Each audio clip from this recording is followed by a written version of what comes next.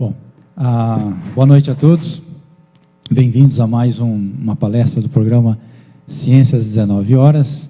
Como vocês sabem, nós realizamos as palestras todo mês, de março a junho, e de agosto a novembro, às vezes dezembro, geralmente na terceira terça-feira do mês. Okay?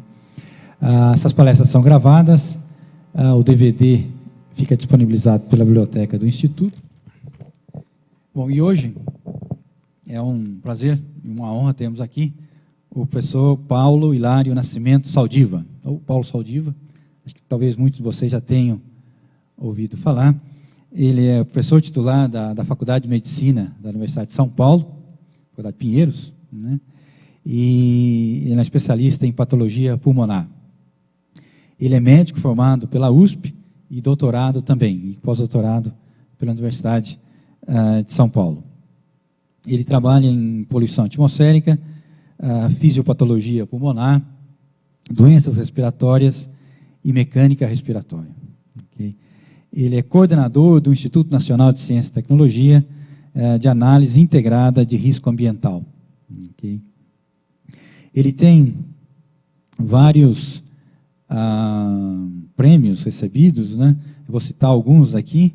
Ele, agora nesse ano, 2010, ganhou o Comendador da Ordem Nacional do Mérito Científico, né? Ele ganhou o Prêmio Oswaldo Cruz em 97, 2006, mas acho que teve um outro ano também, 2008, se não me engano.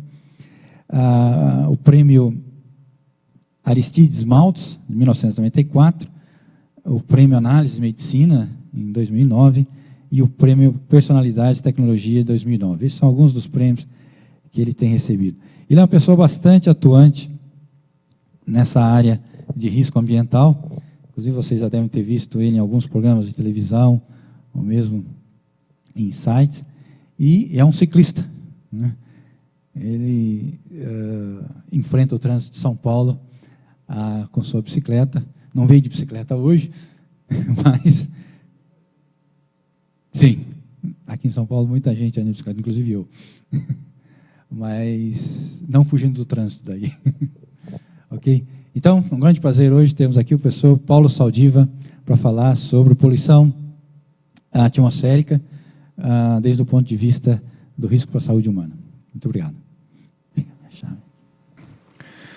O Instituto de Física de São Carlos é uma instituição de altíssimo prestígio e, para mim, ser lembrado para falar para vocês é uma honra grande. O que eu vou procurar, eu vou misturar um pouco de ciência com pensamentos pessoais. Na ciência, vocês acreditem. Nos pensamentos pessoais, vocês não são obrigados a acreditar. Eu vou começar com alguns pensamentos pessoais. Quando eu era moleque, alguns de vocês já devem ter visto esse desenho, que era os Jetsons. Que eu acreditava num mundo de alta tecnologia, ter uma tecnologia do bem, um engenheiro do bem que ia me propiciar mobilidade e energia infinda. Só que, quando fui envelhecendo, mudaram o enredo do meu filme, eu estou mais para Mad Max. Como acontece à vista. Eu moro no Morro dos Ingleses, São Paulo, ali perto do Bexiga, e esse foi em junho desse ano, à vista da janela do meu apartamento, da terraça do meu apartamento. Então, eu tenho uma camada de poluição, que a gente chama isso de zona de inversão térmica, altura da camada de inversão térmica. E aqui você tem a cidade não esquentou o suficiente e você tem uma camada de ar quente que coloca um alçapão aqui dentro. E isso que a gente está vendo aqui é um aerossol. É um aerossol misturado, e uma mistura de um aerossol são partículas com gases, a maior parte desse ar atmosférico, mas tem uma concentração de partículas primárias, ou seja, aquelas partículas que os veículos soltam, que o solo suspenso levanta, que um freio, ao ser pisado, emite do disco de freio, e alguns desses bem fresquinhos, logo colhidos no pé, de manhã. Mas tem uma parte disso de um aerossol primário velho, porque quando você tem esses veranicos no inverno, significa a estagnação de uma massa de ar e você não consegue limpar a cidade. Não existe uma estação de tratamento de ar, né? Como tem para a água. A gente pode poluir a água e a gente trata e Gasta um dinheirão para voltar, mas para ar é a natureza. Então, quando você tem uma estagnação da massa de ar, a atmosfera não se renova e eu tenho, então, uma memória do dia anterior. É uma ressaca ambiental. Excessos que eu cometi no dia anterior permanecem no dia seguinte. Existe também uma parte de aerossol secundário, que são partículas que se geraram a partir de gás para partícula. Conversão de gás para partícula. Isso através de reações fotoquímicas. Isso vai acontecer mais entre 10 da manhã e 4 da tarde. E uma parte desse aerossol secundário vai estar presente no dia seguinte de manhã. Então eu tenho partículas primárias novas e velhas. Aerossol primário, secundário, novo e velho. Isso traz uma complexidade enorme para o estudo da toxicidade disso, porque a composição não é comum. Ela varia conforme a estação do ano, conforme a umidade relativa, conforme a velocidade do ar. Isso é um inferno do ponto de vista para determinar o que nisso faz mal para a nossa saúde e como.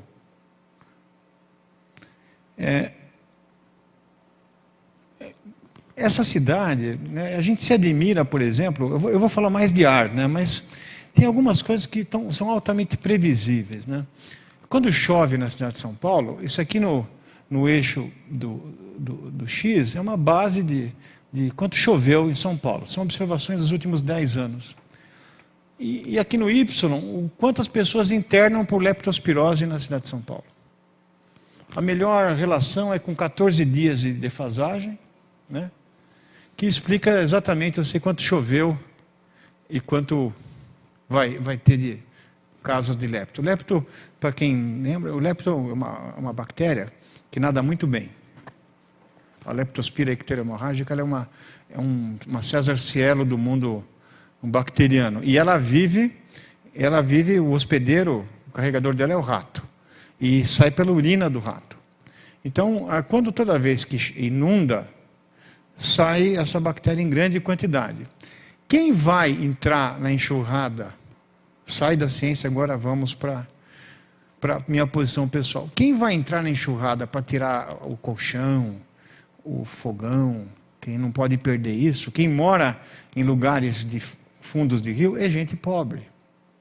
Quer dizer, o risco não é homogêneo naquela cidade grande. Então veja que interessante, no ar eu tenho uma distribuição homogênea. Vou ver que não é tão homogênea assim. Mas ninguém pode dizer que está livre disso.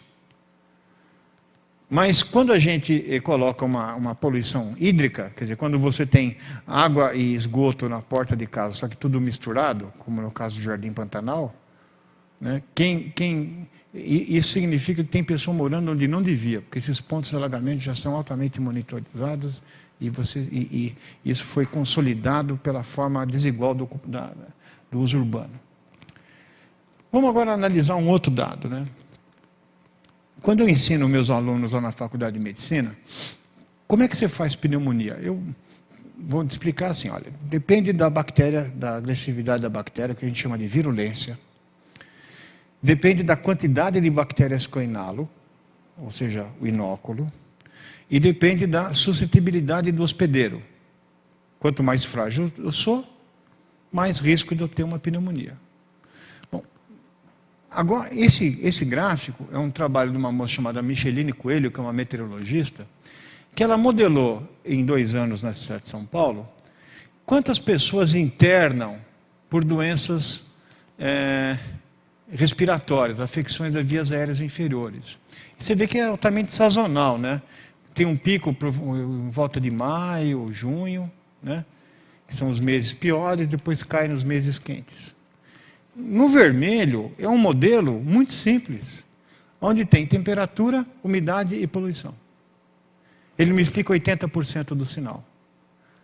Quer dizer, eu consigo prever quantas pessoas internam de pneumonia baseado em dados meteorológicos e dados da estação de monitoramento da cidade. Significando que tudo que eu ensino na Faculdade de Medicina responde por 20% do sinal. Ou seja, eu tenho que ensinar a medicina de um jeito diferente.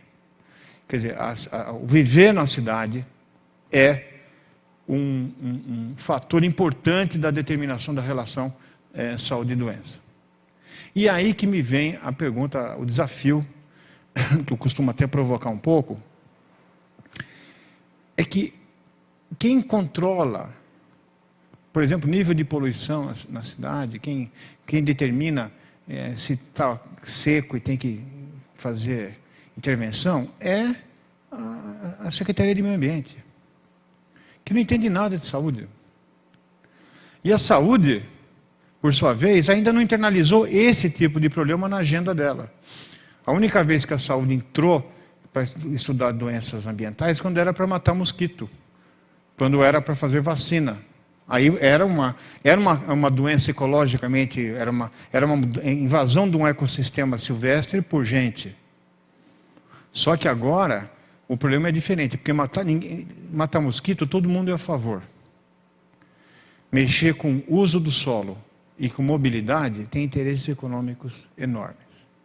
Então, eu proponho aos senhores que a gente monte o Fundo e a Sociedade Protetora do Homem. Né? Por quê? Por exemplo, para fazer o Rodoanel em São Paulo, foram 8 anos de estudo. 8 anos. Para não impactar fauna e flora. Mas para você vender 2.000 carros por dia, ou passar uma avenida onde mora gente, não precisa fazer estudo de impacto ambiental nenhum. Nós sempre somos os agressores, nunca as vítimas. E isso não é verdade. Tem o ser agressor, tem o ser vítima. Eu vou discutir isso à medida que eu desenvolver esse conceito. Para mim, a cidade está doente. Aqui em São Paulo, na UTI, me diverti muito fazendo junto com o desenhista, essa história. E eu procurei saber, então, quais são as doenças que uma cidade como São Paulo tem. Vamos lá. Que doenças vocês me... Vamos fazer o diagnóstico de uma paciente de 455 anos. Alguém tem alguma ideia? Obesidade não é um bom, está crescendo. Febre, ela está esquentando. Edema, porque inunda. Obstrução de vias arterial por causa dos congestionamentos intermináveis. Eu tenho uma obstrução de vias aéreas, porque o ar está irrespirável.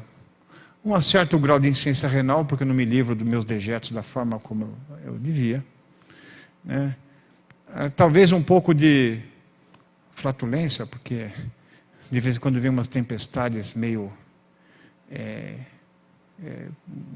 bastante intensas.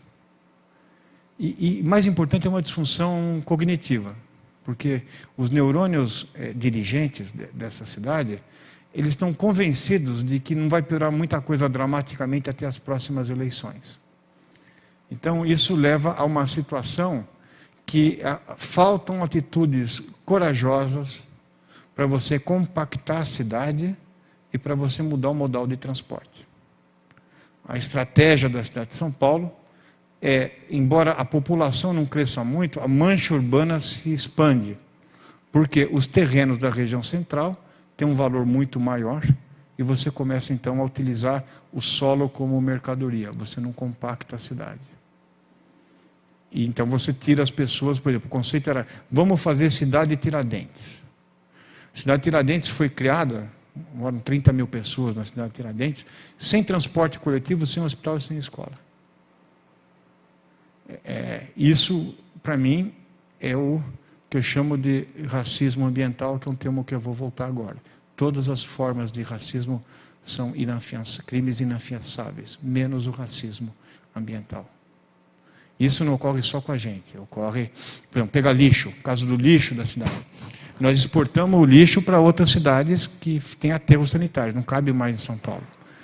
E a gente fica incomodado pelo fato de que os ingleses põem fralda suja em container e mandam para a gente, porque a gente faz a mesma coisa aqui dentro, com outras cidades. Porque a gente não dá conta de uma solução eficiente para o lixo, e uma solução tecnológica para isso. Ou até uma noção de limite.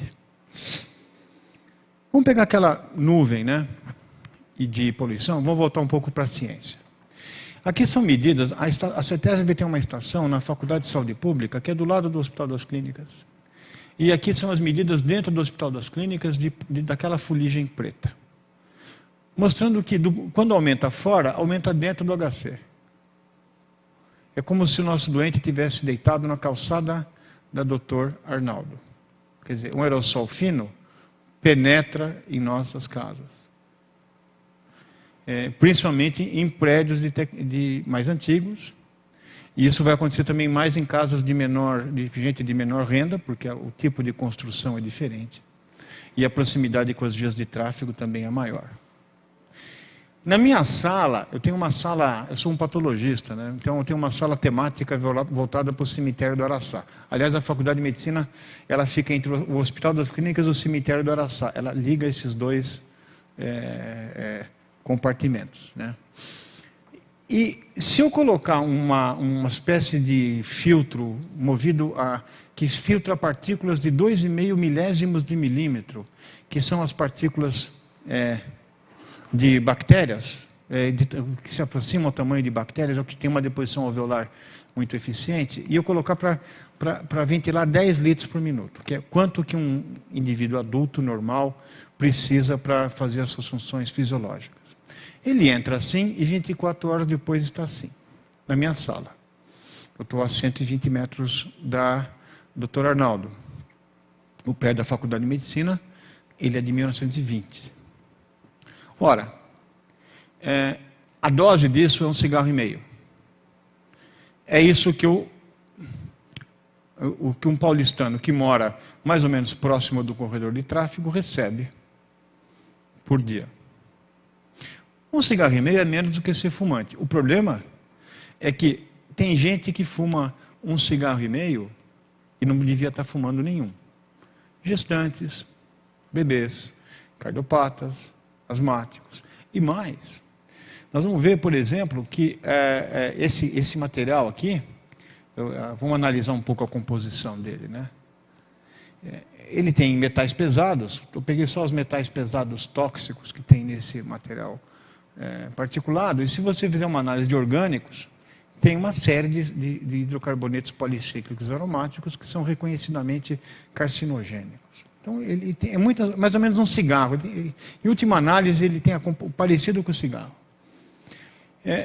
Esse filtro é o mais importante. Eu faço autópsia de pacientes do HC que, entre outras coisas, né, a gente cuida de gente que está viva no centro cirúrgico, faz biópsia de gente que precisa tirar um pedacinho para ver o que tem no pulmão, mas a gente também faz autópsia de gente que morreu. Esse é o pulmão de um paulistano não fumante de 55 anos. Ele tem aquele carvão chega no pulmão, deposita ali, não aparece no raio-x, não dá febre. Aliás, nenhum fumante tem febre, tem sintomas, mas você tem uma inflamação subclínica. Tanto local, porque aquele carvão vem temperado com um monte de coisa ruim, como também existe uma desorção daquela partícula de um tamanho muito pequeno, e vamos exportar esses elementos para vários lugares, para vários órgãos. Então a inflamação não é só pulmonar, ela é sistêmica. E vamos analisar agora corredor de ônibus, né? Vamos pegar agora gente que... Eu vou andar de ônibus. Eu vou fazer o meu papel como cidadão. O corredor de ônibus, quando você monitora entre 6 da manhã e 4 da tarde, a concentração média de partículas está em torno de 120 microgramas por metro cúbico. O padrão da OMS, da Organização Mundial de Saúde, de 24 horas é 25. Eu tenho pico, dependendo do cacareco que passar aqui, picos, dependendo da tecnologia, muito altos. E isso leva a um problema, porque quando você... o tempo de permanência nas cidades, ela passou mais ou menos o tempo que um paulistano perde no trânsito, ele aumentou. De 2007, de 1h40, ele foi para 2h10 em 2009, e esse ano está batendo quase 2h30. E essa concentração, ou seja, isso que a gente chama de hotspots de poluição. E aí, quem está dentro desse lugar, a concentração não é igual a dose. Quem está com o ar-condicionado no modo de recirculação interna e com os vidros fechados, tem uma dose menor de quem está no ponto de ônibus com as janelas abertas. Ou seja, a dose, o nível socioeconômico é um fator modificador da dose. E a influência lateral disso, isso aqui é Dr. Arnaldo, aqui é o cemitério do Araçá, isso aqui é o nível de dióxido de nitrogênio, que é um poluente gasoso, que qualquer coisa queimada, seja biomassa, combustível, gera. Você vê que eu demoro mais ou menos 100 metros para ter o background da cidade. À medida que eu me aproximo da avenida, né, eu vou tendo um crescimento exponencial da concentração. Aqui é a Cardeal Arco Verde, né, que já tem um tráfego, esse background vai ser atingido mais longe. E cada vez mais as condições do tráfego vão fazendo a gente ficar cada vez mais dentro desse pior cenário. Ou seja, o relógio da CETESB marca a mesma coisa, mas a minha dose é maior. E isso para mim é paradoxal, né? Porque a velocidade média do trânsito de São Paulo entre 5 da tarde e 9 da noite está em torno de 7 km por hora, 7 a 8 km por hora. Os bandeirantes no lombo de mula andavam a 12, 14. Então, eu podia fazer uma minissérie, os bandeirantes chegavam antes, né? Porque a gente esturricou a cidade e não ganhou nem mobilidade. Quer dizer, mesmo que você esqueça a parte de inalação, de coisa ruim, a finalidade última, que é mobilidade, você perdeu. E isso, para mim, não bate bem, não é lógico. Isso não tem uma lógica adequada. Estamos licenciando 2.000 carros por dia e damos um incentivo para vender carro, e fazemos tudo isso e nada, né? Bom, como é que se estuda isso? Então, como é que você pode estudar? Tem vários modos de estudar, vou apresentar alguns. O mais simples é você pegar, se você não tiver dinheiro nenhum, você pega dados secundários, dados que o sistema de saúde oferece para você. Em São Paulo tem o melhor sistema de mortalidade do mundo, chama PROIN, Programa de Aprimoramento de Informações de Mortalidade. O PROIN ele pega os atestados de óbito, porque o serviço funerário municipal não é particular, ele é municipal, todo mundo vai ter que comprar um caixão lá e entregar uma cópia do atestado de óbito. E aí eles já transcodificam aquilo que o médico escreve à mão livre para o Código Internacional de Doenças. Então, o indivíduo escreve, por exemplo, causa de morte, parada cardíaca. Eles ligam para o médico e falam, você não tem uma hipótese mais criativa para explicar por que a pessoa morreu, dado que todos os mortos compartilham da característica que o senhor acabou de descrever no atestado. Não, fala, ele tem um diabetes, tal. Aí você acerta. E você tem endereço, tem um CEP, você pode, passando pelos comitês de ética, você pode saber até onde está ocorrendo esse óbito.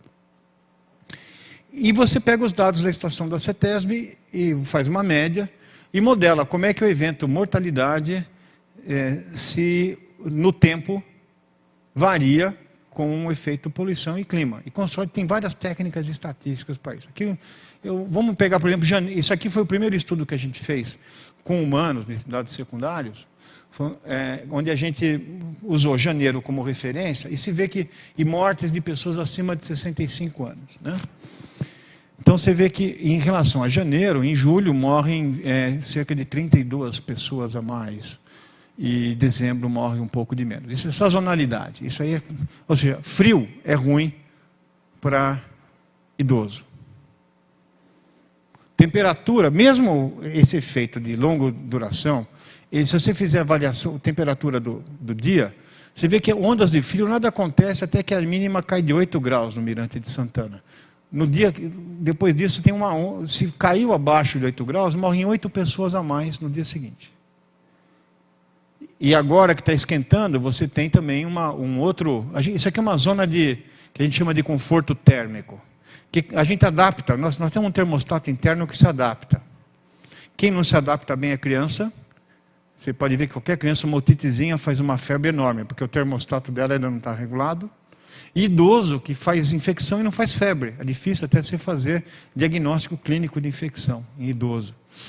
Então, essas pessoas, por isso que elas são mais vulneráveis, porque elas não têm a capacidade de controlar o centro termorregulador e tomar as medidas necessárias para fazer isso. E essa zona, em Teresina, essa zona de conforto térmico está num lugar, em Oslo está em outro, depende das casas e da gente mesmo, adaptações fisiológicas. Mas em São Paulo eu posso dizer que os paulistanos, na década de 90, toda vez que abaixava de 8 graus, não gostavam disso. Dia de semana tem um efeito sobre mortalidade. Segunda-feira é mortífera em relação a sábado. As pessoas não gostam de morrer no sábado de causas naturais, elas gostam de morrer de morte violenta. Por que isso acontece? Acontece no mundo inteiro. Para os médicos, eles gostariam de imaginar que a desassistência médica do final de semana leva a mortes na segunda. Existem também alterações do ritmo de sono, né? Você está acostumado a dormir num determinado horário, e você muda o ritmo e muda todo o teu ciclo de cortisol. Ou então você come mais, bebe mais, fuma mais no final de semana. Enfim, tem várias explicações para essa morte na segunda-feira, geralmente entre 5 da manhã e 9 da manhã. Descontando esses efeitos de sazonalidade, a curva dose-resposta entre partículas e risco de morrer é uma reta. Não existe nível de segurança. E aí a discussão primordial que eu queria levar com vocês. Todos os estudos do mundo mostraram, usando mortalidade ou usando morbidade, internações, não mostram um nível de poluição seguro. Isso leva a discussão para uma coisa muito mais séria, porque quanto de poluição eu aceito em função das alternativas econômicas que eu tenho? Essa é a discussão que tem que ser levada. Quanto que eu posso... Existe a poluição da pobreza. Então você precisa de desenvolvimento econômico. Mas existe a poluição do ar, a poluição do solo, que leva a efeitos à saúde. Então como é que você balança isso? Isso é uma coisa muito complexa de gestão, e a gente não... E essa discussão séria que devia ser feita nesse momento. O padrão nosso, que a gente adota para 24 horas, é 150 microgramas por metro cúbico de partículas. Ou seja, antes de você ter qualquer... A CETESB está dizendo que está legal isso, porque ela segue o Conselho Nacional do Meio Ambiente, a resolução CONAMA. A Organização Mundial de Saúde colocou o padrão em 50. Nós temos um padrão 3 vezes mais permissivo que a Organização Mundial de Saúde. A razão para isso não é de saúde, é econômica. Isso dificulta muito a discussão com empresários, né? Quando você discute, por exemplo, a qualidade do diesel, chega o cara que vende diesel e fala, mas por que eu vou melhorar o meu diesel, gastar, se a qualidade do ar está boa em 90% dos tempos? Então, por isso que essa régua é mantida torta.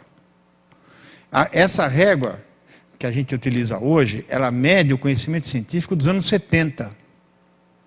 É mais ou menos como se você quisesse ir. Se precisasse ir no médico, se precisasse fazer uma ressonância nuclear magnética, o cara fala, não pode. Você vai ter que fazer raio-x frente e perfil ou abriografia, porque eu tenho que usar os métodos disponíveis nos anos 70.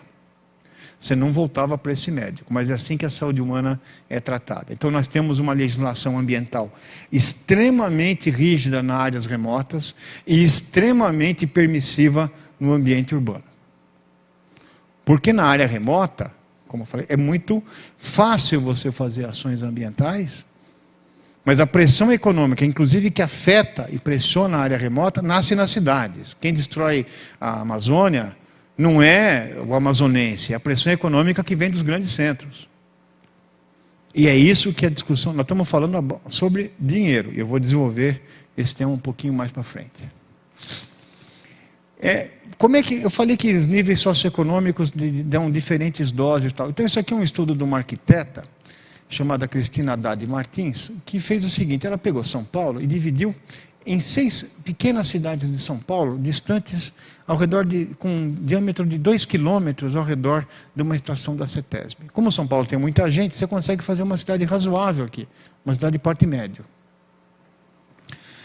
Então, eu tenho uma cidade aqui na Zona Leste, essa aqui é uma cidade maior, porque as estações confluem, toda a rede de monitoramento é central, você não tem nada para cá, nem para cá, nem para cá. Né? E E essas cidades, e todos esses pedacinhos aqui dentro, é menor que um distrito de saúde. É a região origem-destino do metrô. O metrô tem informações socioeconômicas dessas regiões. Então, o que deu? Né?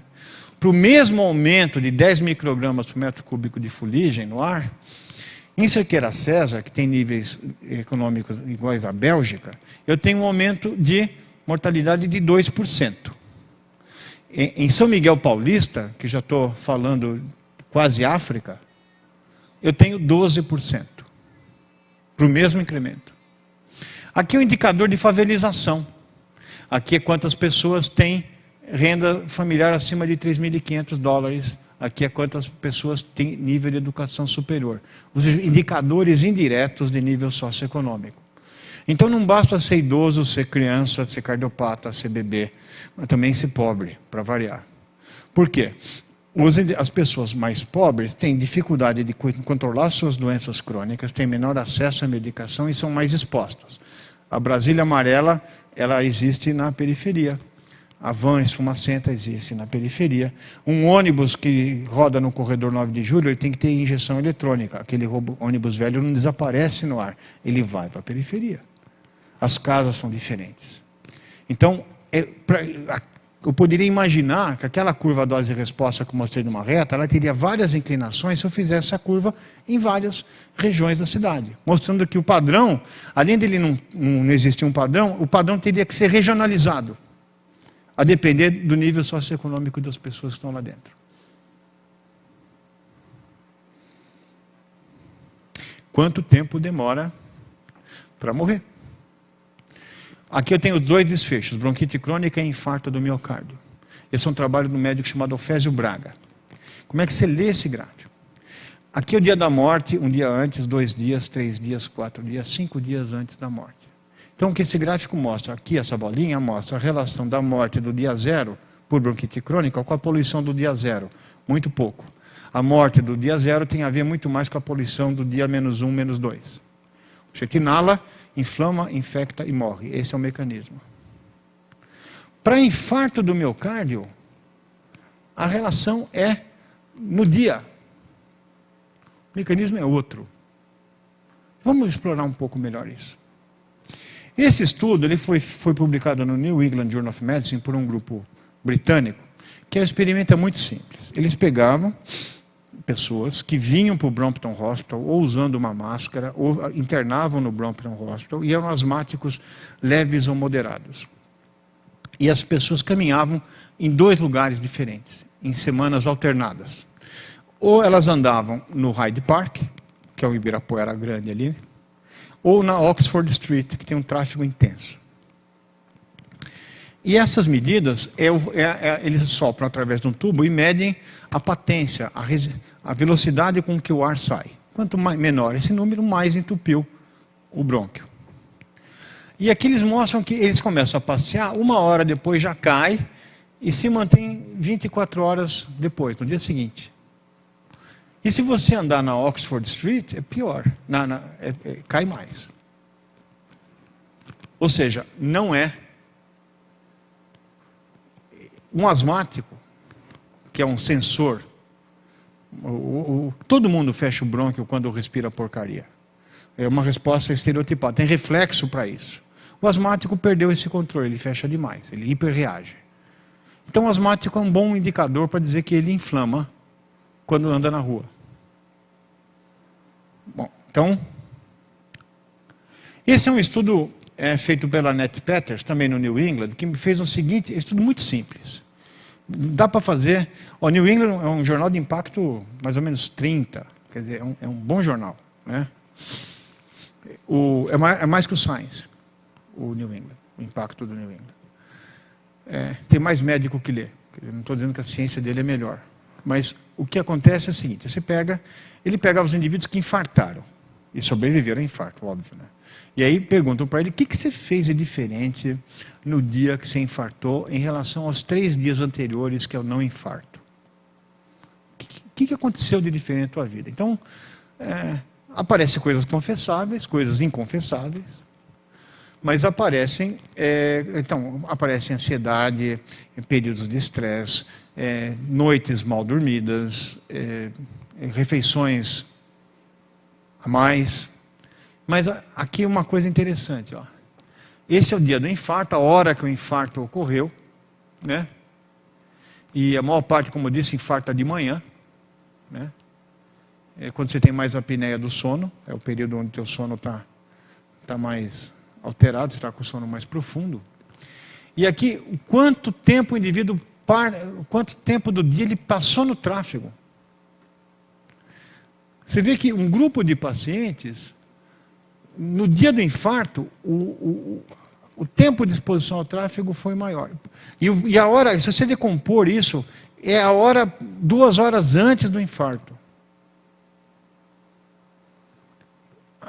Essa é uma coisa, o que é isso? Isso é poluição alemã, né? Que é ordens de grandeza, quase uma ordem de grandeza menor que a nossa. Será que é o estresse de você estar preso no trânsito e não conseguir fazer as coisas que você tem que fazer? Ou é a inalação? Essa é a dúvida que esse trabalho de natureza, uma corte retrospectiva, não permitiu saber. Mas esse é um estudo melhor. Você pega um indivíduo que morre mais de uma vez de doença cardíaca. Tem esse indivíduo. O morredor múltiplo é um indivíduo que tem uma arritmia tão grande que ele tem um desfibrilador implantado. Aqueles que, vocês são mais novos, vocês assistiram um jogo de futebol que morreu um jogador no Morumbi, que deu uma caída. Talvez alguns de vocês não tenham visto. Então, são pessoas que têm um coração com alto risco de morte súbita. E para evitar isso, você implanta um catéter no ventrículo direito e põe uma bateria no subcutâneo. E aquilo, na hora que você está entrando no túnel luminoso, aquele túnel branco, assim que você vê os parentes do outro lado, a máquina vai lá e dá um tiro e te traz de volta a esse plano mais material, né? Ou seja, e ela tem uma memória, porque você tem que acertar a medicação, porque não é bom que aquela máquina fique dando choque o tempo todo, porque uma hora não volta. Pronto, aí eu tenho um registro no tempo de quando o indivíduo potencialmente teria morrido caso a máquina não tivesse lá. Se eu der um monitor de poluição portátil para ele, eu tenho o estudo ideal. Bom, esse é o risco daquele baratinho disparar em função da concentração de partículas finas das 2 horas precedentes. Se você lembrar, o corredor de ônibus em São Paulo batia 120 de média. E aqui eu tenho 74,8 de máxima. Então, essa é uma consideração importante. Os mecanismos para isso a gente já sabe, até um pouco. O pulmão tem um sensor de irritação que deflagra a constrição, tal, que são receptores que são mediados por um nervo chamado vago. E o que acontece quando você inala uma porcaria? Você fecha o brônquio e o coração bate mais devagar para passar menos sangue através do pulmão. E se você tiver um foco de arritmia, como o teu marca-passo original foi deprimido, você faz um curto-circuito. Pode entrar basicamente é um curto-circuito. E também está demonstrado que a coronária dá uma fechadinha, e isso que leva ao efeito, né? Bom, então, se poluição faz mal, vale a pena limpar? Bom, então essa é uma pergunta interessante. Então, esse estudo aqui, isso aqui é São Paulo, a CETESB começa a ter registro em 78. Isso aqui é a queda de poluição que ocorre nesse período, é um aperto que eles deram nas fábricas e a mudança da vocação da cidade. Tem um estímulo para o uso de gás natural em caldeiras, e a cidade começou a deixar de produzir produtos e passou a vender serviços, né? Então, a maior parte das fábricas viraram um shopping center, igreja, virou uma outra coisa. E foram deslocadas para outras cidades. Isso aqui é o começo do uso da renovação da frota com injeção eletrônica e catalisador. Então, a despeito do aumento da frota, um veículo, se comparar um carro que seguiu desde esse período até hoje, pega o Gol, que acompanhou isso. A poluição dele é 100 vezes menor, um Gol hoje, do que era nos anos 80. Então, isso a ideia, isso é o princípio Jetsons, né? Uma tecnologia que vai prover para nós o ar perdido. Só que o Jetsons, isso aqui é o fenômeno Mad Max, o congestionamento.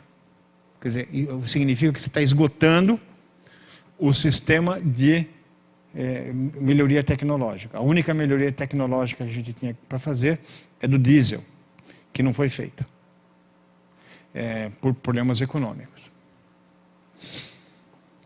Bom, como é que foi a taxa ajustada? Vamos pegar esse período aqui, 95 a 2006. Aqui você vai ver que houve uma queda da poluição e houve uma queda da mortalidade ajustada por doença cardiorrespiratória. Morreram. O PROCONVE, que é o Programa de Controle de Emissões Veiculares, evitou mortalidade precoce na cidade de São Paulo de 18 mil pessoas. Não teve programa de saúde pública em 10 anos que salvou 18 mil pessoas. Não tem. Então, é isso que é importante pensar. Tecnologia veicular, mobilidade como um fator de saúde. Isso aqui é um estudo interessante. Isso aqui é Dublin. Dublin, na primeira crise do petróleo, como eles tinham muito carvão, toda a parte de energia elétrica e de aquecimento das casas foi feita em carvão. Com isso, os níveis de fuligem eram bastante elevados, né? E aí ninguém conseguia fazer, e aqui dióxido de enxofre também. Até que um prefeito, já tinham feito de tudo para o pessoal mudar de carvão para eletricidade, o gás, até que um dia um prefeito falou, tudo bem, não vende mais carvão em Dublin. Quer comprar carvão, vai para outra cidade, aqui não vende mais. Então foi uma intervenção aguda, assim, pumba. O que aconteceu? A média caiu, né, caiu daqui para cá, como a amplitude da poluição, os picos de poluição caíram. O que aconteceu com a mortalidade na cidade? A mortalidade total vinha aqui, caiu para cá. A cardiovascular vinha aqui, caiu para cá. A respiratória caiu menos, mas caiu. E a não respiratória, não cardiovascular, não aconteceu nada. Está aí um bom estudo de intervenção, mostrando que limpar o ar faz bem. Esse estudo foi publicado por um indivíduo chamado Douglas Dockery, da Escola de Saúde Pública da Harvard, que fizeram um estudo seguinte. Eles pegaram, acompanharam em 6 cidades norte-americanas, com o mesmo nível socioeconômico, para evitar o fenômeno Sequeira César, São Miguel Paulista, e acompanharam 8 mil pessoas por 16 anos. E essas pessoas faziam exames semestrais, colesterol, massa corpórea, atividade física. E foram vendo como é que era a sobrevida das pessoas. Só que essas cidades tinham níveis de poluição distintos.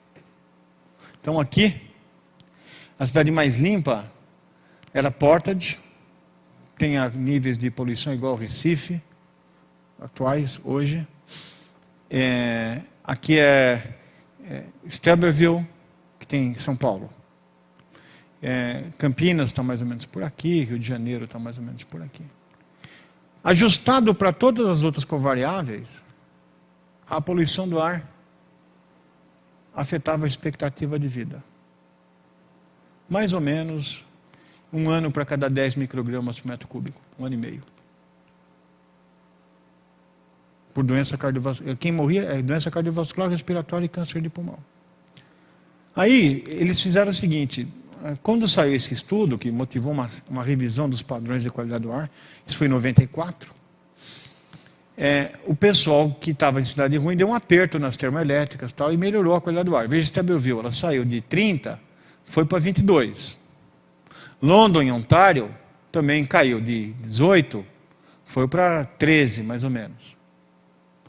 A curva em bold é a curva de risco de morrer em função da poluição do estudo original. O do letra fininha é a curva, o que aconteceu 10 anos depois. Quando caiu a poluição, caiu o risco de morrer mais ou menos dentro da linha que estava prevista pelo estudo original. Mostrando então que a poluição fazia mal e quando você melhorava, naquelas mesmas localidades voltava. Então, ao invés de ser uma cidade só, que era Dublin, aconteceu em 6 cidades. Como isso levou a uma mudança de padrão de qualidade do ar, o pessoal falou que o estudo era muito fraco, porque só tinha 8.000 pessoas e só 16 anos. Então, aí surgiu esse estudo, que saiu no New England agora, em novembro de 2007, que são 55 localidades e alguns milhões, dezenas de milhões de pessoas, e a relação é mais ou menos essa. Relação de material particulado com expectativa de vida.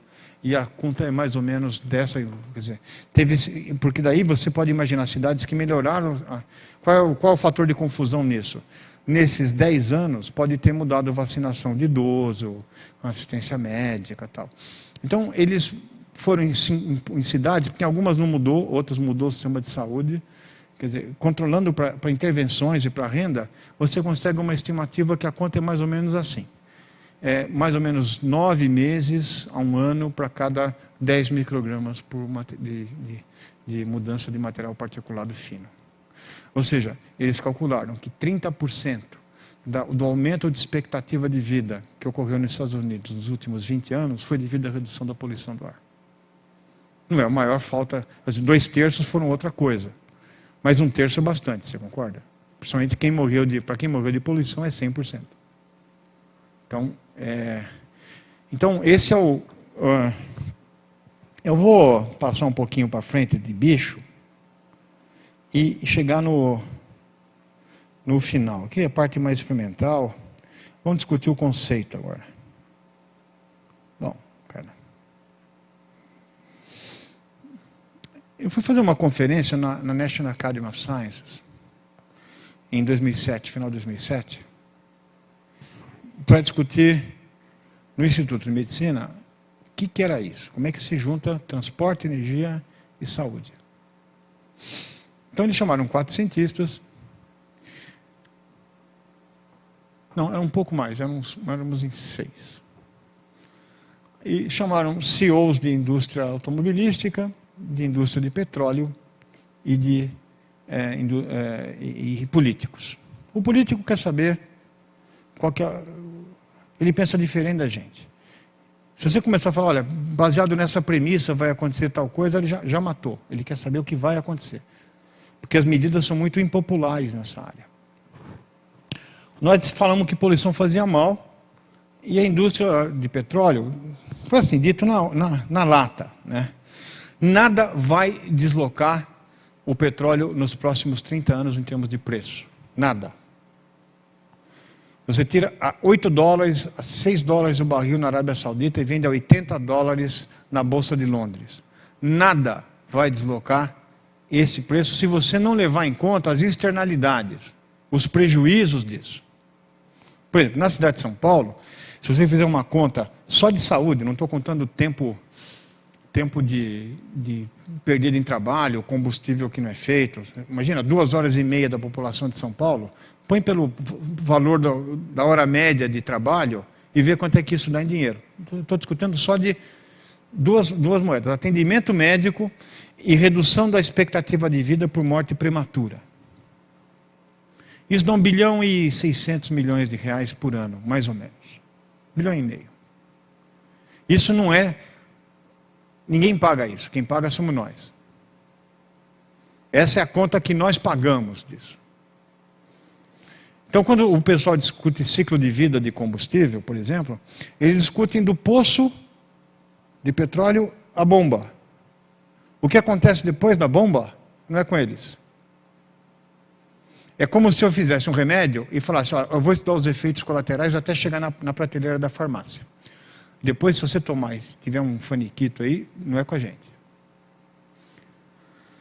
A indústria automobilística, nesse evento, eles disseram assim, olha, a gente, mais ou menos quando você chega a 700 veículos por 1.000 habitantes, que é o que tem nos Estados Unidos, o mercado deixa de ser de expansão e passa a ser de renovação. Então você muda um carro aqui, muda uma latinha lá, faz um modelo mais novo e você... Quando você tem teu carro com um farol diferente, você fica inferiorizado em relação àquele que tem um farol melhor, mudou aquela lata, tal, aquele para-choque, e você fala, tem que comprar aquilo. Mas na Índia, você tem 50. Nós estamos no Brasil, em média, com 300. Então, teoricamente, por eles, dá para vender mais que dobrar o número de veículos. Aonde vai pôr, não é com eles. Sai na Índia, sai carro, sai bicicleta e entra carro, não é com eles. Na China, a mesma coisa. O custo do viário é tudo com a gente que faz. E aí não aparece o homem. A saúde humana não aparece. Por exemplo, sabe qual a maior causa de acidente de carro, acidente de tráfego na cidade de São Paulo? Queda de calçada esburacada, queda da própria altura. 30% dos acidentes, da mobilidade, é feita a pé. E 50% dos acidentes de carro é queda em calçada.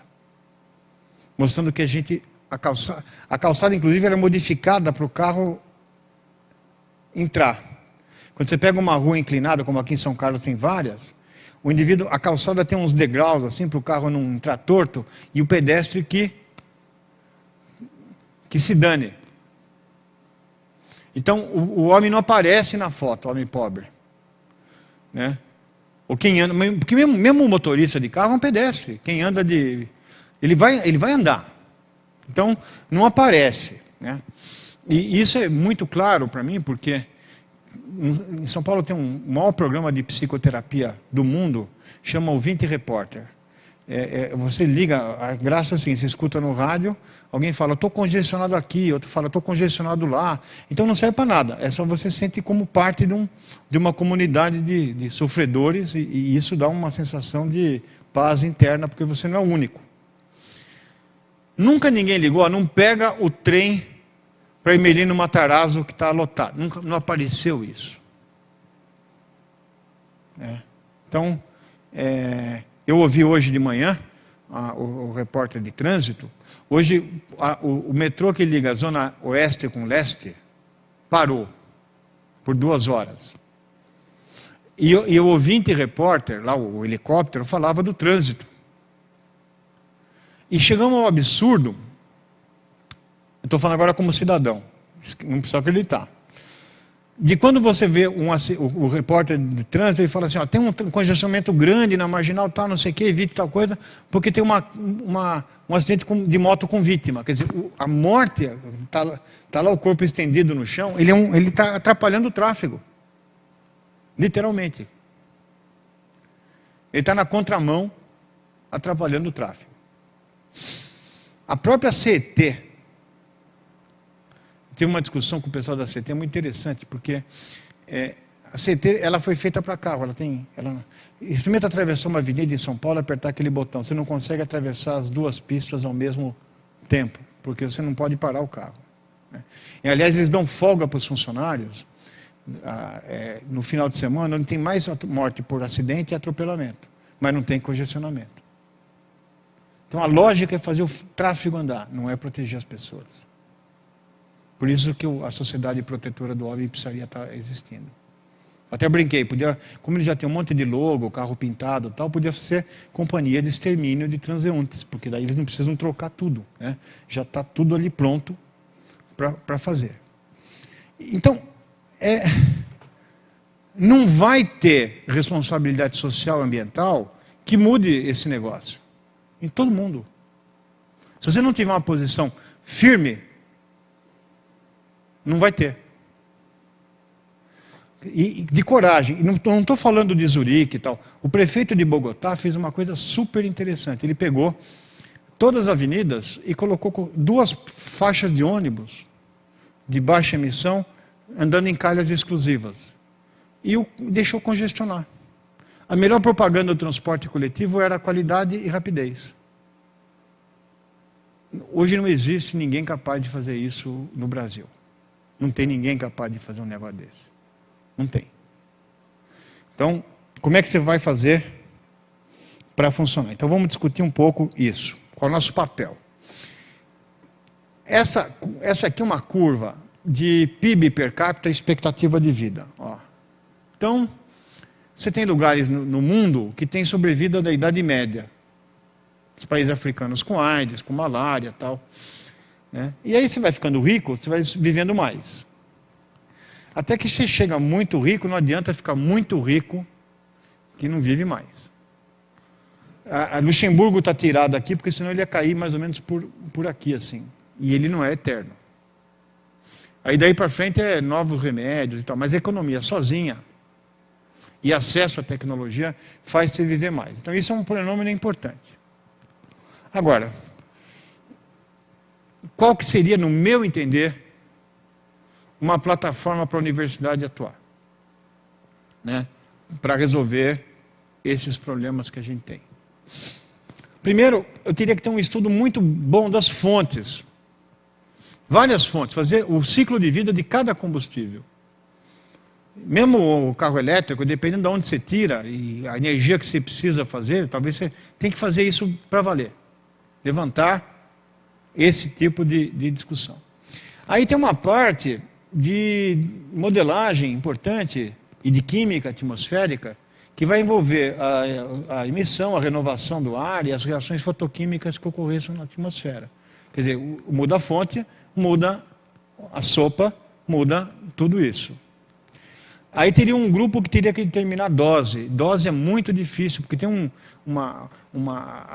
com aquele número de estações, eu estou inferindo saúde a partir de uma estação que está a 10 quilômetros de onde o indivíduo está. E mesmo assim eu não sei onde ele andou, porque ele anda na cidade.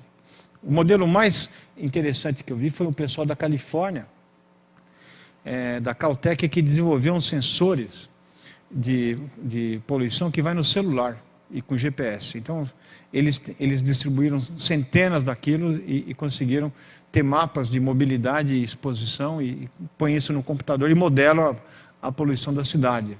Quer dizer, tem um papel grande nosso para determinar a dose. E a dose também depende. Se você tem um pulmão bom, você tem uma dose. Se tem um pulmão doente, a tua dose é maior. Se você é criança, você não acerta a gota de Novalgina para quilo de peso, a poluição não faz isso, né? Essa dose vai depender, então, de quanto tempo eu passo na rua, das doenças que eu tenho, de onde eu moro, da minha mobilidade. Tem toda uma parte de urbanismo e engenharia de transportes nisso. Aí eu tenho um efeito. O efeito depende das doenças que eu tenho, de genética ou epigenética e do nível socioeconômico. E isso vai me levar a um custo. Desculpe eu como médico falar de custo, mas eu acho que ninguém se impressiona com fila de hospital, nem pilhas de corpos, mas com dinheiro, sim. Enquanto não tiver o custo disso, não vai fechar conta. Se você ficar pensando no custo da tua linha de produção, você não consegue combater isso. Então, isso é uma plataforma que a USP teria condição de fazer. Porque ela tem, dentro de cada caixinha dessas, conhecimento suficiente para isso.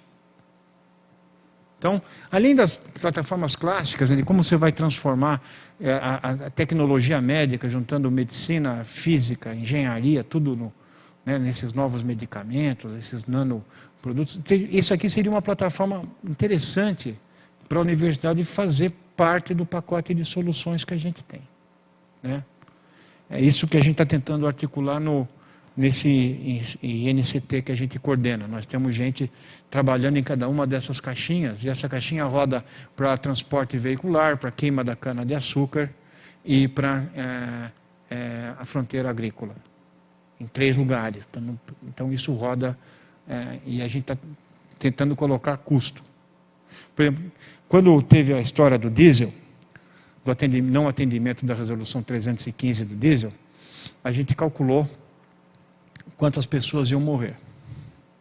Dá 14 mil em 6 regiões metropolitanas até 2030. O acordo, que foi considerado ótimo pelo Ministério do Meio Ambiente, foi que eles iam pagar 13 milhões de reais de compensação. 13 milhões dividido por 14 mil dá menos de R$1.000 por morto.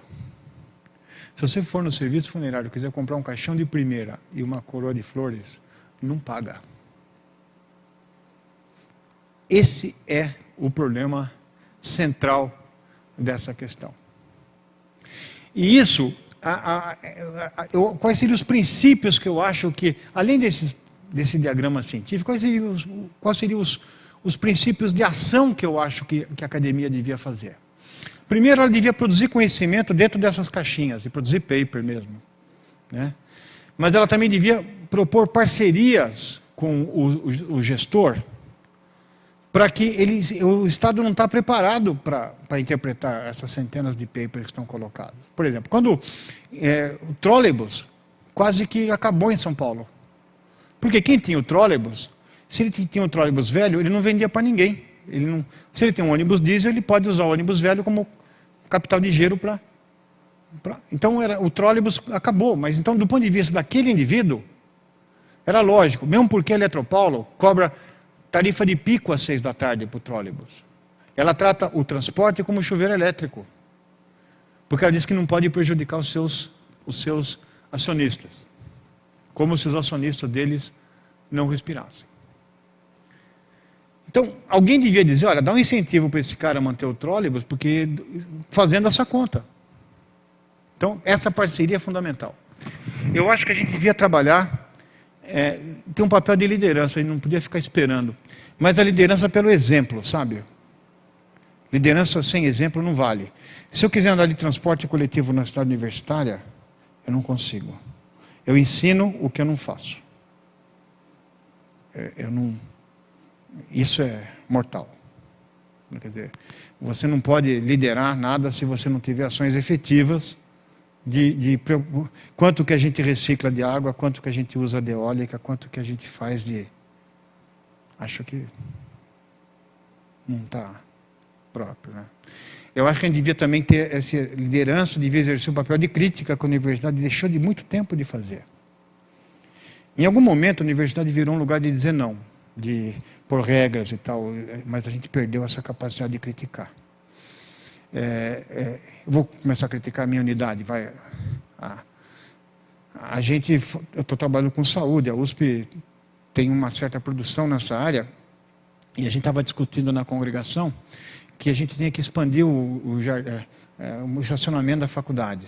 A gente já tinha destruído o jardim da faculdade e aterrado um laguinho para pôr carro em cima. Se eu fosse na Harvard, pegasse aqueles pé tijolinhos e falasse, eu vou asfaltar o jardim, eles me prendiam. Foi o que a gente fez. Num equipamento público que tem um metrô dentro do jardim. Então, você entendeu? Acho que esse papel, eu tive que discutir isso, falar, gente, para um pouco, é a mesma coisa que montar uma tabacaria na frente do HC. Quer dizer, nós estamos, se a gente não der exemplo, quem vai dar?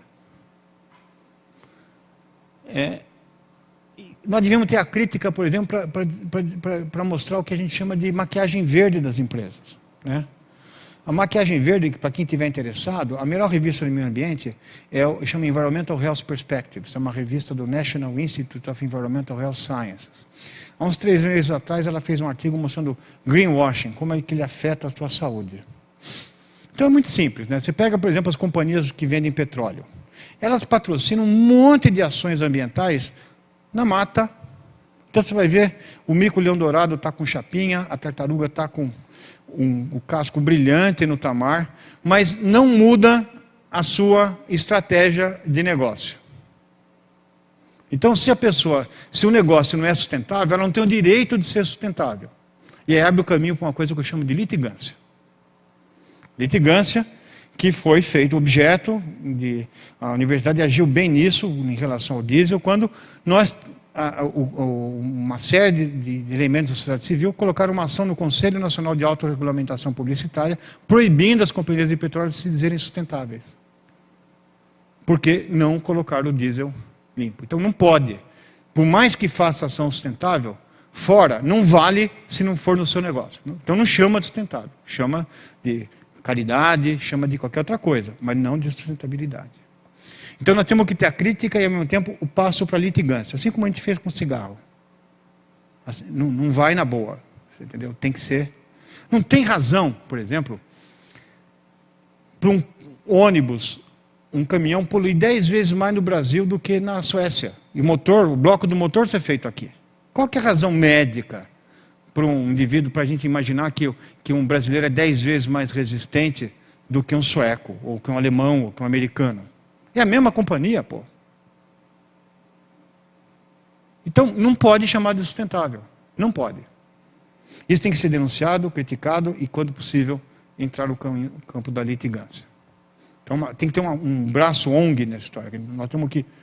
Tem gente que gosta de brigar nessa área, é só dar munição que o pessoal vai. Então, eu acho que esse é o slide mais importante disso, né? E é uma área legal porque eu consigo imaginar isso como uma plataforma para a reforma curricular nossa, que foi discutido hoje. Você não pode mais ter o profissional com uma formação única. Ele pode ter um major, por exemplo, em biologia e um minor em química, por exemplo. Ele poderia ter o duplo diploma para ele poder entender essa área de transversalidade, ou em economia, ou em engenharia. Quer dizer, isso não resolve do ponto de vista disciplinar. Você tem que criar essa plataforma, tem que criar um novo profissional para isso. Vale para tudo, né? Tem um monte de engenheiro que trabalha em economia porque eles fazem saber conta melhor do que economista. Mas você está precisando de outras... A economia hoje depende de fatores até mais de sociologia, de antropologia, do que propriamente só do mercado financeiro. Então, isso tem que mudar. E se a gente não estiver preparado para isso, não vamos... é melhor fechar. Fecha e vamos esquecer esse negócio. Então, era isso. Eu sei que eu falei um pouco demais. Alguns de vocês só está o corpo presente, mas o espírito voa para um lugar mais fácil, um fenômeno chamado viagem astral. Mas eu estou à disposição de perguntas se alguém quiser fazer.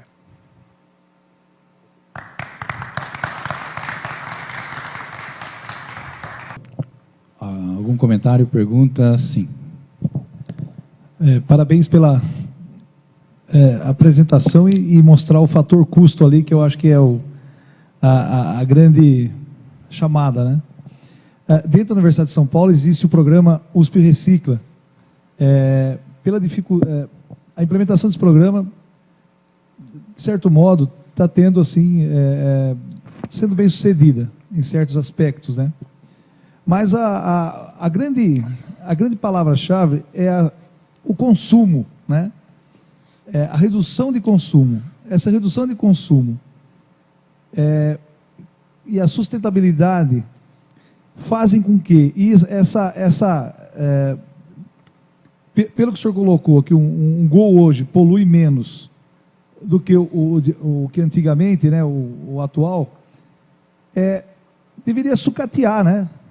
A frota antiga deveria... E devia reciclar aquilo, né? Reciclar aquilo. E o transporte, né? Mudar as posturas de transporte, as políticas públicas, né? Eu acho que isso aí seria o grande lance. Existe um indicador que é a pegada ecológica. Tem um estudo aqui pelo pessoal da engenharia ambiental da pegada hidrológica, que eu achei mostra, né? O quanto nós estamos errados, até dentro da Universidade de São Paulo, de vir de carro, de utilizar outras formas, né? De vir em grupo. Então, o medidor essa pegada ecológica, eu acho que é um indicador para essas fontes, né, de informações aí. Eu acho que... Eu aprecio, eu sou o maior admirador do USP Recicla, já participei, acho legal, mas ele não pode entrar na área do cosmético, você entendeu? Você não está atingindo o central. Você está fazendo um treco, mas você não está atingindo o problema do ponto de vista central. Acho que a ideia de trabalhar com o conceito de limites... Eu falei de parceria, falei de produção de conhecimento, parceria, liderança, ética, litigância. Eu devia ter colocado o conceito de limites. Assim como quando você pode fumar, quando você pode comer, quando você pode beber, isso devia estar trabalhado pela universidade.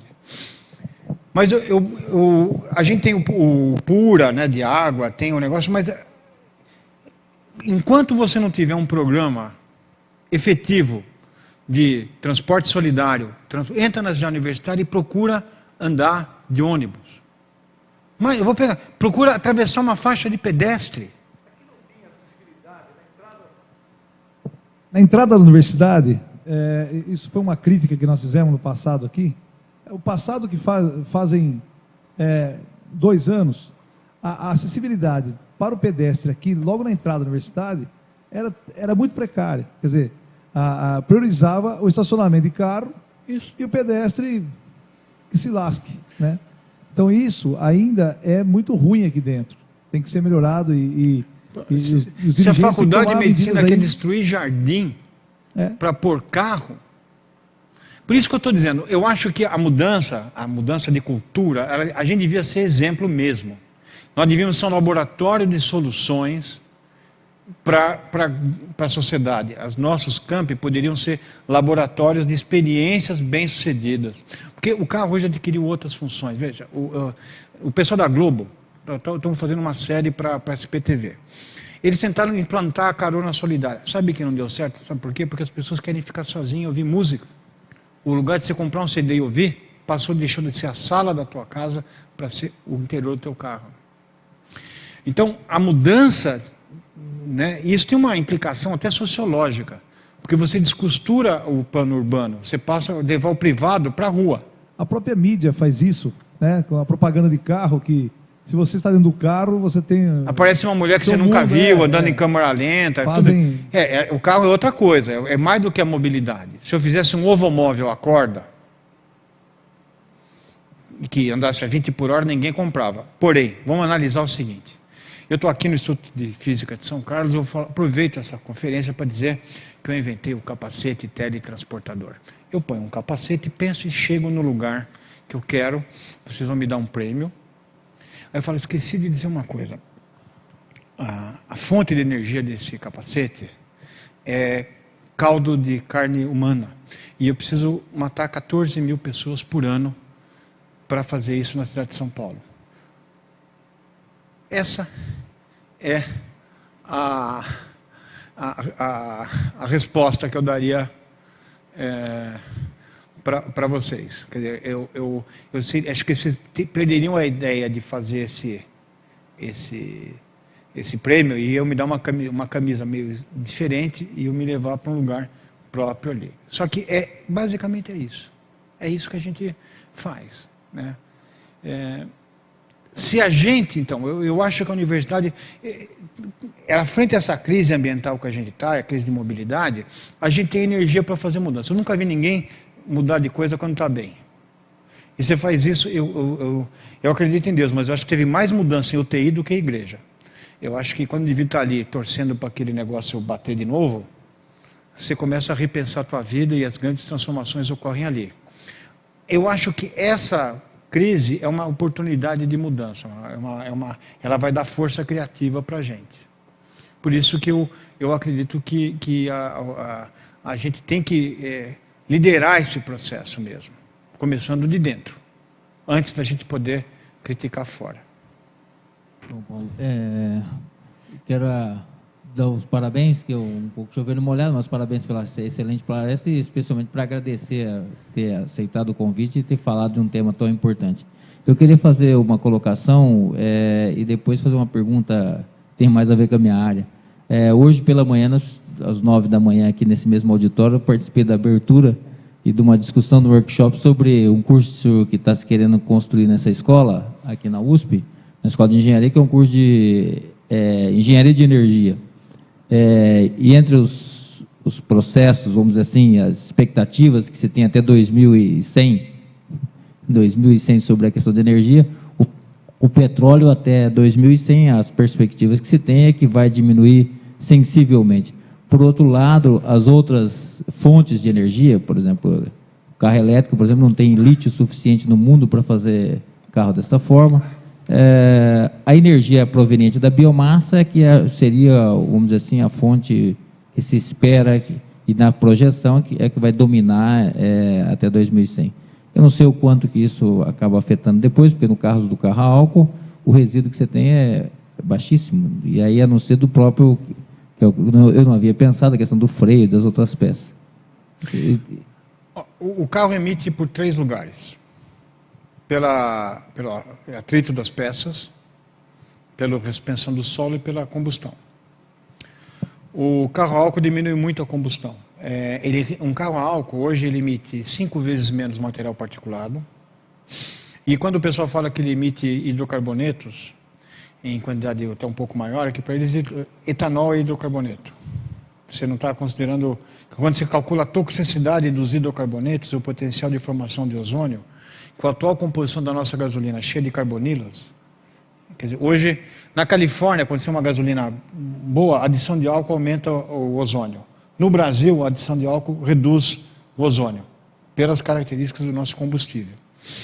Então, eu acredito, e do ponto de vista de CO2, então nem se fala, eu estou falando mais dos efeitos locais. Então, eu acredito mesmo em energia de biomassa, energia principalmente quando o etanol vier de outros processos, não somente de primeira geração. Mas, mesmo assim, eu acho que a ideia de você levar 1.000 quilos de lata com você para onde você vai, não vai dar certo. Quer dizer, o problema não é só o combustível. Toda vez que eu vejo salão de automóvel que tem lá em Frankfurt, tal, aparece uma bola, né, um carro conceito, e para mim a mensagem é a seguinte, ó, fica usando isso aqui, porque vai aparecer um treco no fundo que vai te permitir andar com transporte individual e tal. Não vai ser possível isso. A arquitetura das cidades não permite isso. Então eu acho que nós temos que partir para uma mudança não só tecnológica, mas principalmente cultural. E como a cultura demora muito tempo, você tem duas formas de fazer isso. Educando ou impondo. Em alguns lugares foi imposto.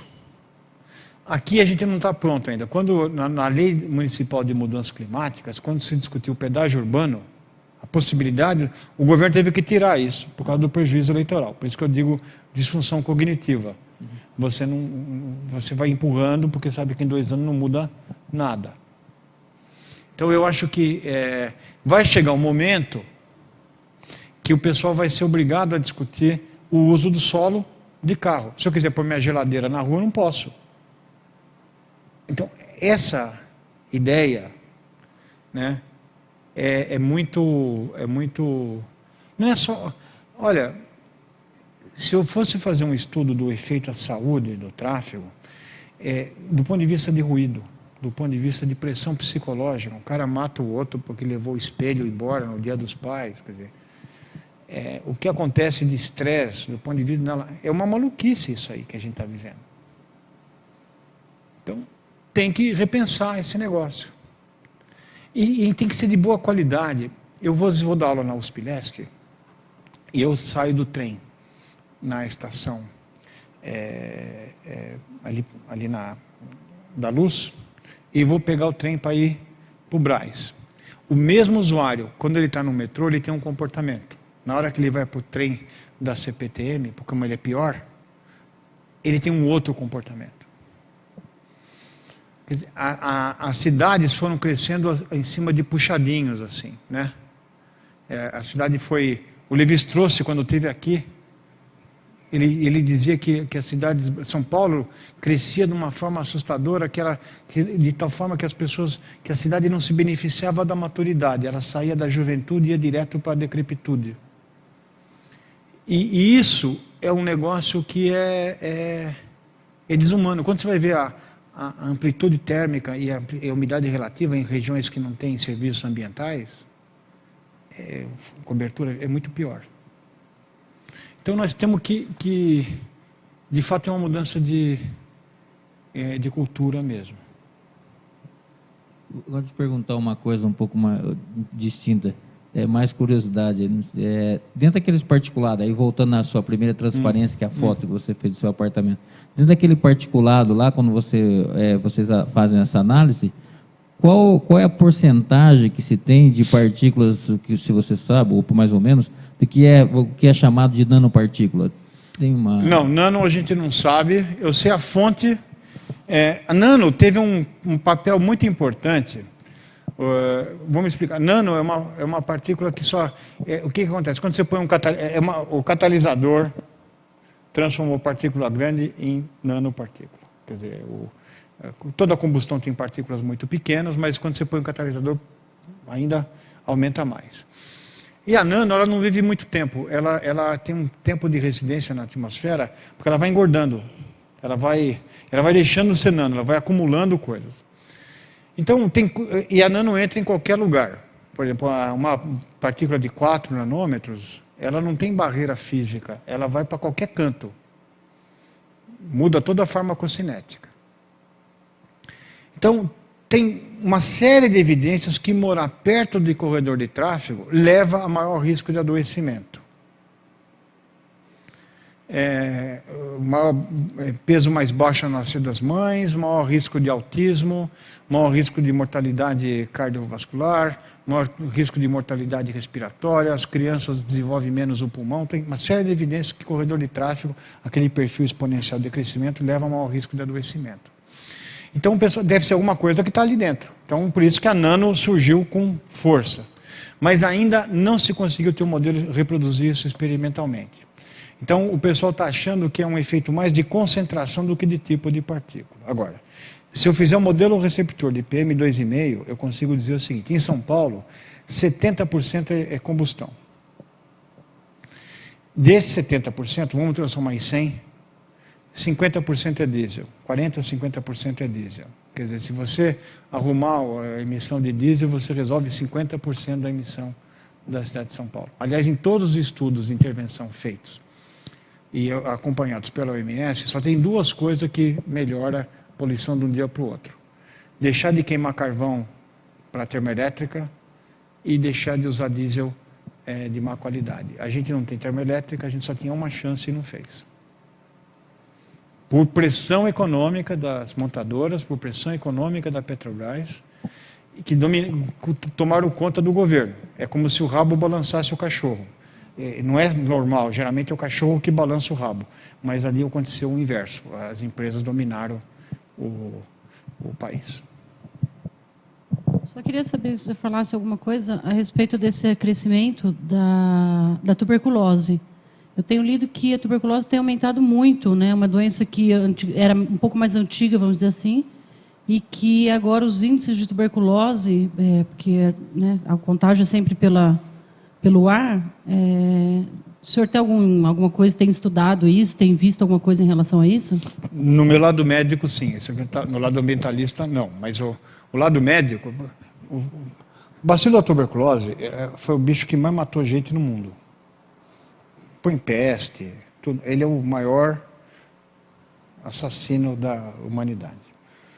Qual a característica do bacilo da tuberculose? Ele é um bacilo que não causa epidemia, se você precisa ter um contato muito longo para ter. Ele não faz nenhuma toxina. Uma cultura de tuberculose demora 45 dias para crescer. Quer dizer, não é um bicho que cresce rápido. E ele é um aeróbico estreito, ele só vive em ambiente de oxigênio. Como é que um bicho tão bobo como esse consegue matar a gente? É mais ou menos o seguinte, vamos pegar um exemplo, aproveitando a juventude aqui, e usando o máximo da... Eu sei que o aluno, quando pergunta alguma coisa, ele se transforma no mamífero mais silencioso depois da girafa, com uma diferença. A girafa não desvia o olhar, e o aluno sim. Eu vou perguntar, professora, como é que se chama? Ana Flávia, você gosta de barata? Tem nojo? Não. Então, tudo bem. Então, supondo que eu estivesse conversando e você sente um roçar de antenas baratíferas na sua perna, assim, subindo. O que você ia fazer? Pular, sair correndo. Se a barata gruda, não ia acontecer nada. É uma resposta de hipersensibilidade, mas... Seu colega do lado, ele fala, deixa eu ter uma sandália, eu vou te dar uma... E você fala, não, nem chega, porque sei que aquele caldo de barata seria o macrófago, a célula de defesa, o neutrófilo. Aí, esses dois colegas com um aspecto, quanto mais profundo o indivíduo, maior a chance de viagem astral e maior facilidade de sair quando a aula tá ruim. Mas eles são pessoas tão escoladas na vida e um tem um antibaraticida específico. Como é que se chama, professor? Oi? Fábio. Então o Fábio tem um antibaraticida e ele seria o anticorpo, a célula produtora de defesa. Você, professor? Giovanni. O Giovanni falou, não, peraí, eu tenho um quilo de dinamite aqui na minha bolsa e eu vou dinamitar o prédio e morre todo mundo, inclusive a barata. Esse é o mecanismo que a gente faz para destruir o bacilo da tuberculose. A patogenia do processo é a hipersensibilidade com uma resposta extrema do bacilo da tuberculose. Bom, então, não adianta vacinar muito, porque o bacilo consegue escapar. Então, houve um armistício entre o bacilo e a gente. Eu não te mato depressa, mas dá tempo de eu fazer um buraco, colonizar, tossir e passar para outro. Aqueles que matavam muito antes, como eles são muito bobo, iam enterrados junto e ir embora. E aqueles que não faziam buraco, eram muito bonzinhos, também não conseguiam ter condição. Então houve uma coevolução, chama-se coevolução. Acontece que entrou o homem nessa história. Tem gente vivendo mais tempo, a imunidade cai. Nunca teve tanto imunossuprimido, e que se torna mais vulnerável. E outra coisa, o tratamento da tuberculose, ela demora 6 meses. E você tem que buscar o remédio no posto. O cara melhora, e tem um monte de efeito colateral no remédio. Ele fica enjoado, tal. Quando ele melhora, o cara larga. E se dá ênfase à tuberculose multiresistente. Então, o fenômeno da quimioterapia de massa e o abandono do tratamento, mais o número de pessoas que têm imunodeficiência, sejam adquiridas, sejam congênitas, poderem viverem mais, aumentou o número de vetores, nós somos o mosquito da dengue, da tuberculose. Só que tem que ser um mosquito meio baleado, assim, e nós estamos aumentando isso. Então a tuberculose é um problema de saúde pública no mundo, muito sério, e vai tender a ser cada vez mais sério dentro de todas as projeções do mundo. Ele é um problema que vai... E isso vem há tempo, né? Quem matou índio aqui foi a tuberculose. Os jesuítas, que tinham doença pulmonar, iam para o Brasil, porque o clima era melhor. E trouxeram junto a palavra de Deus e o bacilo junto, pegando gente que não tinha imunidade. A prova dessa seleção é que negros e índios morrem muito mais fácil de tuberculose do que, por exemplo, comunidade judaica, porque viviam em guetos, e aqueles que eram vulneráveis morreram, e sobreviveram os indivíduos resistentes. É isso. Então essa é a história da tuberculose. Principalmente em criança. Esta pulmonar é uma forma quase de criança, é a forma bastante frequente, é uma doença que pode ser sistêmica e também a ganglionar, a chamada escrofulose, que o rei da Inglaterra disse que tinha o poder de curar a tuberculose com o toque das mãos. Ele devia ter um dedo de rifampicina, outro isoniazida, outro etambutor, os 3. Porque para matar o bacilo, você tem que usar 3 antibióticos. Um que penetre bem, tem uma penetração tecidual grande, porque a lesão dele tem pouca vascularização. Outro que não modifique a ação molecular em pH baixo, que o pH é muito baixo. E outro que não dependa da divisão celular para matar o bicho. A maior parte dos antibióticos atua quando a bactéria se divide. E como esse bacilo não se divide, você fica esperando até ele resolver dividir, e aí a eficiência da droga já foi embora. Então você tem que dar 3 antibióticos para cuidar. O indivíduo toma uns 15 comprimidos por dia até na fase inicial da doença. Bom, então vamos agradecer ao professor Paulo Saldiva por essa interessante palestra.